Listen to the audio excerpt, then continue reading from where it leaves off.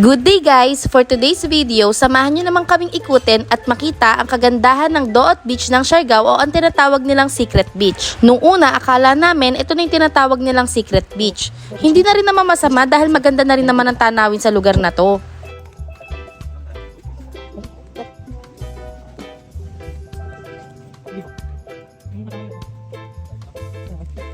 Pero in fairness, dito pa lang naman talagang napawaw na kami sa itsura. At habang naglalakad kami hanggang dulo, hindi namin akalain na may mas maganda pang tanawin. At dito na nga yung tinatawag talaga nila na Secret Beach.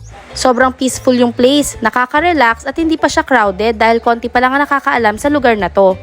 Kung makikita nyo naman, kukunti pa talaga ang taong nandito.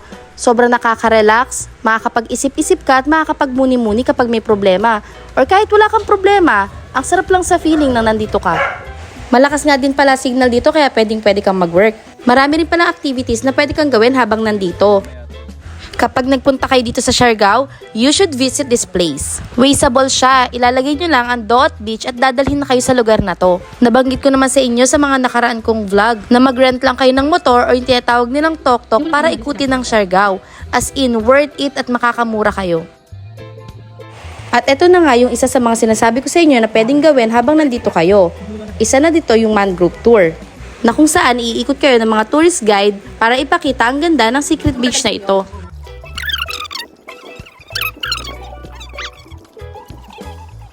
Ito ang isa sa mga nakapagpa-inlove sa aming mag-asawa na tanawin dito. Para sa amin, para siyang mini El Nido. At habang umiikot nga kami, nakwento ni Kuya na dito daw sila kumukuha ng malalaking crab. Sobrang taba daw, as in talagang 1 kilo, 1 piraso lang daw siya. At dahil crab lover ako, hindi ko na ito pinalampas. Nagtanong kami kay Kuya kung pwede kami magpaluto sa kanya ng crab at inihaw na isda at dito kami kakain sa tabi ng beach. At eto na nga ang inatay nating crab. Pero sa araw na yan, wala daw silang huling sobrang laki kaya medium size lang yung naibigay nila sa amin. Pero as in, sobrang taba niya, ang dami niyang aligi. At eto nga si Kuya, masyado niyang ginalingan, may pa-plating pa. Most recommended talaga yan dahil dyan, meron kang bonus sa amin mamaya. In fairness, hindi ka mahala na nagastos namin dyan. Yung isda, 150 pesos lang yan plus paluto. Then yung crab, kung hindi ako nagkakamali, 800 pesos lang yan plus paluto lang din. Then yung kanin, tsaka yung mga sausawan, dala na yan ni Kuya. Sobrang excited na kaming kumain. Let's go! Simulan na natin!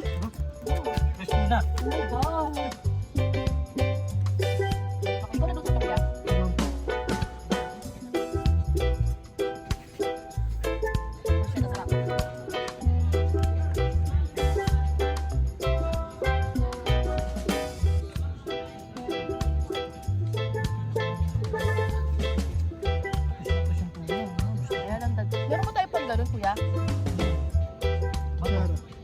Ako, Tara.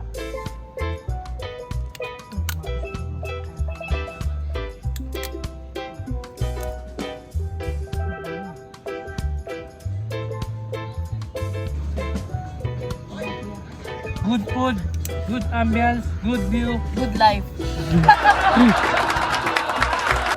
OMG, this is life. Parang ayaw na namin umuwi ng Manila.